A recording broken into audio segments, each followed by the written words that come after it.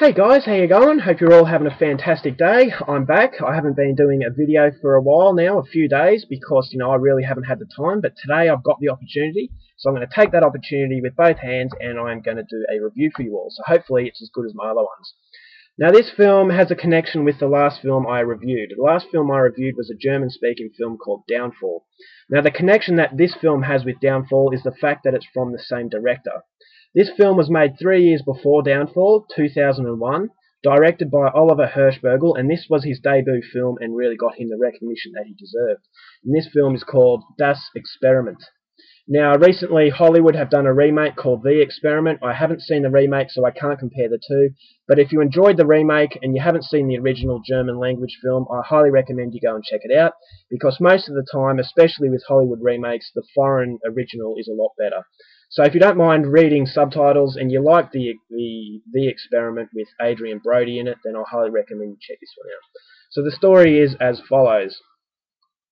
The movie is based on the infamous Stanford prison experiment conducted in 1971. A makeshift prison is set up in a research lab, complete with cells, bars and surveillance cameras. For 2 weeks, 20 male participants are hired to play prisoners and guards. The prisoners are locked up and have to follow seemingly mild rules, and the guards are told to simply retain order without using physical violence. Everybody is free to quit at any time, thereby forfeiting payment. In the beginning, the mood between both groups is insecure and rather emphatic, but soon quarrels arise and the wardens employ even more drastic sanctions to confirm their authority. So this is based on the real-life situation, the experiment that was conducted in England in 1971.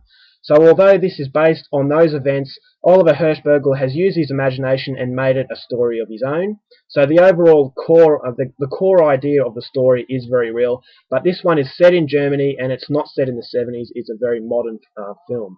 So although it is a true story, Oliver Hirschbiegel has used his imagination a little bit to make it a flavour on it of its own. So the Stanford prison experiment was basically a makeshift prison that was made for 2 weeks. Now the researchers wanted to conduct psychological experiments on ordinary people with how they cope with authority, maintaining authority, and people being under authority. So they needed 20 participants. Now these 20 participants were told the rules. Now they don't know, because they're going to be split up in two, 8 prison guards and 12 prisoners. So these 20 participants, when they apply, they're given medical exams and they are told the rules. So they don't know whether or not they're going to be prisoners or guards. They're just going to be randomly split up. The rules are, if they're prisoners, for 2 weeks they forfeit their basic human rights as free individuals. So they really are prisoners and have to do what they say. And they're free to quit at any time. It's a very, very psychologically daunting sort of task, and if they feel that they can't cope with it, they're free to leave, but they will forfeit their payment. Every participant will be paid if they can see out the 2 weeks. So although they may be in pain or they can't cope with it and they're going a little bit mental, there is an incentive there to keep at it because they will be getting a reward. So the researchers are basically, they're bribing them to stay, which is a very dangerous sort of thing. So straight away, you get a hint that things could turn for the bad because, they're playing with the psychological state of the human mind, which is a very dangerous thing. So the prison guards, they will have the authority over the prisoners, but not at any time are they allowed to resort to physical violence. Physical violence will result in their immediate, they'll be expelled from the experiment and they will forfeit their payment as well. But their basic goal is to maintain order without physical violence, therefore they have to use their imagination to maintain order. And that's what the experiment's all about, how people can cope with restrictions and using their imagination, and if the human mind is capable of maintaining authority without resorting to violence. So that's your basic sort of film. Now Oliver Hirschbiegel has taken a story, a real story, and he's kind of made a story inside that. Now this film, that's your basic synopsis, but this film, the story is about this main character who is an undercover reporter. Now I don't know if this character is based on someone who's real, but in the film this is the main character. He is an undercover reporter and he's really struggling to make ends meet. He is not very good at his job and he really needs a good story, otherwise, he's out. So he sees this as a perfect opportunity. He's going to go undercover, he's going to go inside this experiment, and he's going to try and ruin this experiment. And he thinks that the researchers doing it, it's wrong. The whole experiment is not the right thing to do, so he wants to sabotage it. So when they're split up, this reporter is put onto the prisoner's side. So he's a prisoner, and for 2 weeks he has to obey orders, but he doesn't want to do that. As I said, he wants to make this whole thing collapse. So he's being very disobedient, and he is giving these prison guards hell.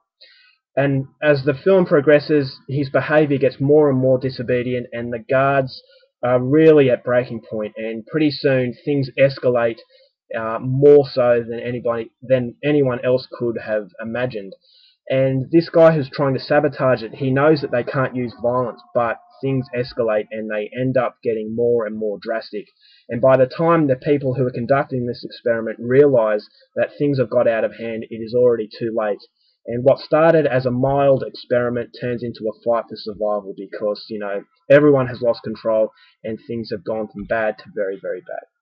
So that's as far as I'm going to go to synopsis the story. If you want to know more, please go and check it out yourself. Or if you want to read up on the real story, the Stanford prison experiment, then please, Google it and have a look at it.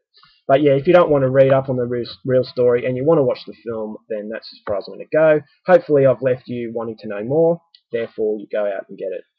So my thoughts on the film. As I said, this is a film that I watched after Downfall, so my expectation levels were very, very high because Oliver Hirschbiegel is a fantastic director. And I can say that he didn't let me down with this one. This is a very, very psychological film, and it is a very, very disturbing one. It is a film about authority, and can we have authority without the use of violence? And according to this film, after watching this film, the answer is no, which makes it very, very scary. The fact that if you're pushed far enough, violence is always a solution in our minds, where it's not really a solution, but we can't really think of anything else to maintain order. So the threat of physical violence is a big factor, and it is a very real thing in our everyday lives. Violence creates intimidation, intimidation creates authority, and it shows that this film, although they can use intimidating sort of skills, you don't really create fear without violence, and that's what makes this film so scary. It's also a film about the pack mentality. If someone is mucking up and being an idiot, if you punish the whole group, it has much more of a devastating impact, and which is also a very real everyday occurrence in our lives. And it hits home very close to us because it happens on YouTube. It's happening as we speak. You get someone who has made you angry. If you paint everyone who is connected to this person as a bad person, it can really get to that person who's creating the problem because it gives them a sense of guilt. And that's exactly what happens in this film. The guy who is making everybody's life hell, he is a good guy, but you can't really see any sympathy for him, which is also another scary thing, because the guards are punishing the group, therefore painting this guy as the villain, where in fact he isn't the villain because the guards are breaking the rules.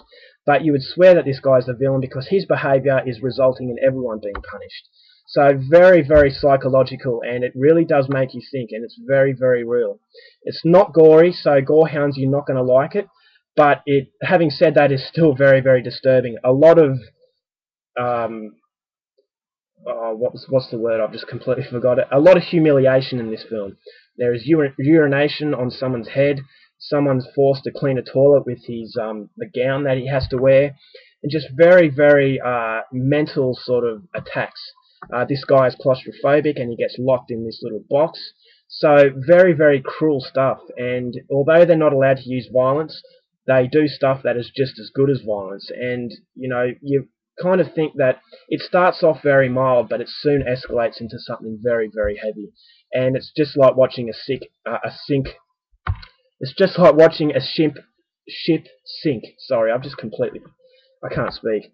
It's like watching the Titanic sink. You know it's going to happen, it's just a matter of time, and that's exactly what this is. The whole experiment was doomed to start with, and it's just a case of slowly sinking. And a very, very real insight into the human mind. And this movie is a brilliant, brilliant film. And as you can tell, I'm talking so fast because I'm so excited because I want to recommend this film to everybody because you need to see it. It's very, very real, it's very psychological, and it does hit very close to home because a lot of people do it, and we resort to tactics that, you know, happen in this film. So I would recommend this film, especially if you enjoyed Downfall. It's a brilliant film, very, very well acted. As I said, the villain is really the good guy. So it's the way that these guards have twisted things around to make someone look bad.